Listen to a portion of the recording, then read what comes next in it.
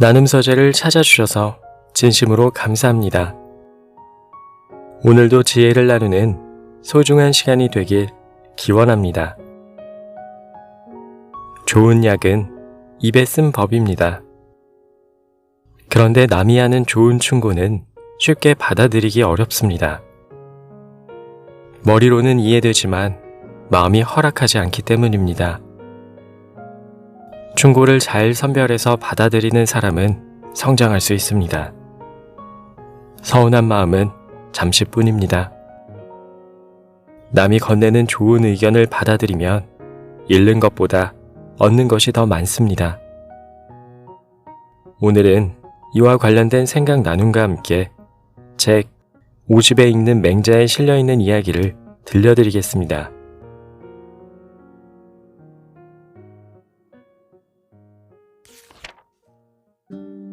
가르침의 결과는 받아들이는 사람에게 달려있다. 묵수나 수레를 만드는 장인은 그 방법을 다른 이에게 전수할 수는 있어도 상대방에게 기교를 모두 터득하게 할 수는 없다. 진심 하.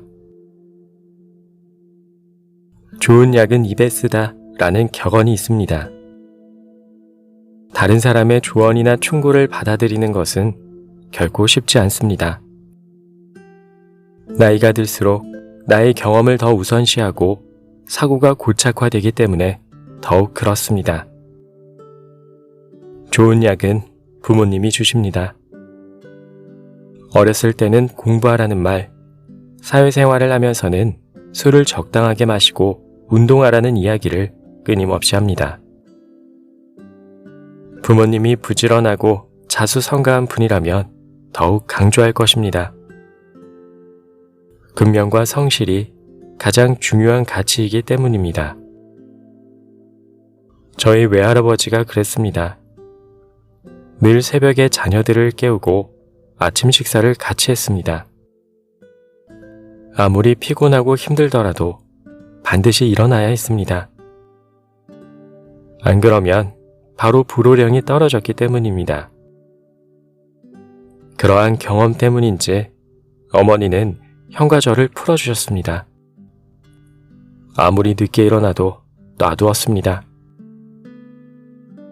그런데 신기한 것은 제가 나이가 들수록 점차 할아버지의 DNA가 작동하는지 아침에 일찍 기상한다는 것입니다. 출근을 위해서 평일에는 5시에 기상하고 휴일에도 아무리 늦어도 7시 전에는 일어납니다. 만약 누군가 건강을 위해서 아침 일찍 일어나라고 계속 충고했다면 오히려 반항심 때문에 잘 듣지 않았을 것입니다. 제가 아침을 충실하게 보내기 시작한 것은 독서를 본격적으로 하면서부터입니다. 성공의 정답은 없지만 많은 성공한 이가 아침에 일찍 기상해서 하루를 알차게 시작합니다. 주변에도 인생을 충만하게 보내는 분들이 상당수 정해진 아침 시간에 기상해서 하루를 시작합니다. 그리고 매일 아침 출근 전 운동을 하러 갈 정도로 자기 개발에 최선을 다합니다. 사실 많은 중년이 너무 바쁘게 사느라 지쳐서 미라클 모닝 대신 미라클 저녁을 기대합니다. 하루를 마치고 술을 한잔하거나 드라마를 보면서 그동안 쌓인 정신적인 스트레스를 풉니다. 신체적인 피로는 더 쌓이겠지만요. 주말에는 늦잠을 자고 하루 종일 뒹굴뒹굴 할 때도 있습니다. 당연한 심리입니다. 한 주 동안 고생한 자신에게 보상을 주어야 하니까요. 다만 이러한 삶의 패턴이 계속되면 나이가 더 들어서 정신적, 신체적 건강에 문제가 생깁니다. 운동을 시작하려다가 무리해서 오히려 병이 나거나 다치게 됩니다. 보다 건강하고 의미 있는 삶을 살고 싶다면 나 자신을 돌아보고 다른 이들의 충고나 조언을 잘 새길 필요가 있습니다. 내가 따르고 싶은 롤모델이 있다면 그들의 인생을 따라하는 것도 좋습니다. 다만 중요한 것은 이를 제대로 실천하느냐입니다. 맹자의 충언을 마음으로 이해하지 못한 위정자들. 맹자와 그의 제자들은 전국시대의 두뇌 집단으로서 위정자들에게 충고와 조언을 아끼지 않았습니다. 맹자에 등장하는 위나라의 해왕, 제나라의 선왕, 등나라의 문공이 대표적입니다. 특히 제선왕은 더 좋은 왕이 되기 위해서 노력했습니다. 그래서 맹자의 충언을 잘 듣고 이를 받아들이고자 했습니다. 다만 그는 맹자가 제시한 인과 의의 가치를 머리로만 이해하고 행동으로는 증명하지 못했습니다. 결국 무리하게 정복전쟁을 일삼다가 제나라의 국력을 소모했습니다. 왕도 정치가 아닌 패도 정치를 추구했습니다. 맹자는 이러한 제선왕에게 실망해 제나라를 떠납니다. 그는 제선왕에게 마지막 기회를 주었습니다.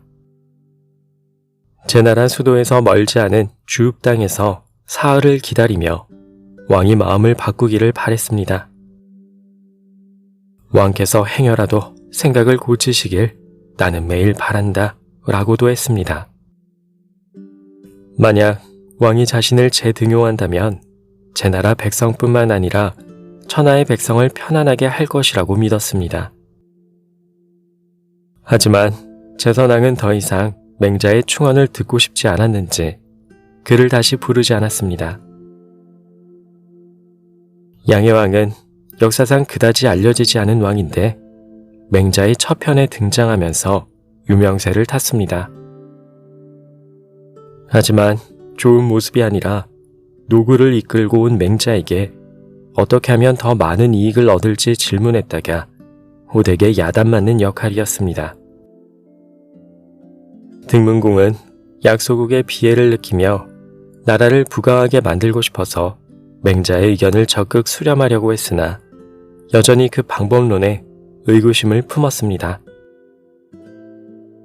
당장 나라를 부강하게 만들고 싶었기 때문에 맹자의 지금은 몸과 마음을 낮추어 살고 인과 의를 실천하면서 때를 기다리라는 충언이 통하지 않았습니다.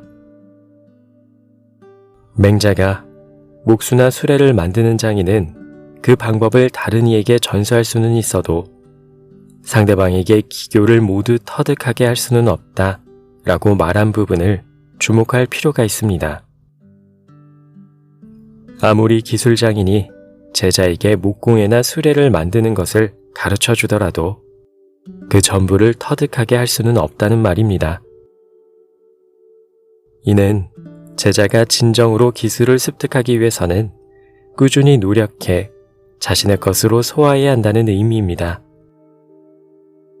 마찬가지로 좋은 충고를 들어도 이를 받아들이고 숙성시켜서 내 것으로 만들고 실천하는 것은 오로지 그 사람의 몫입니다.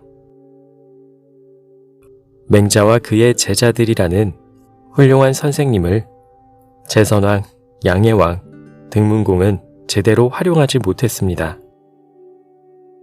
단지 유명한 학자를 옆에 두고 경청하고 있다는 이미지만 광고한 것에 불과했습니다. 좋은 말을 받아들이기란 쉽지 않습니다. 인생의 경험이 많거나 성공한 사람이라면 더욱 그럴 것입니다.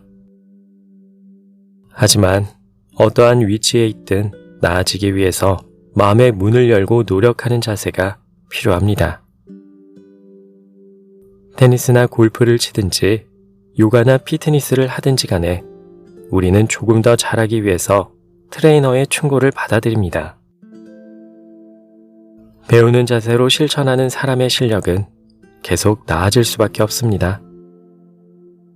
반면 마음의 귀를 닫은 사람은 그 어떠한 변화도 이룰 수 없게 마련입니다.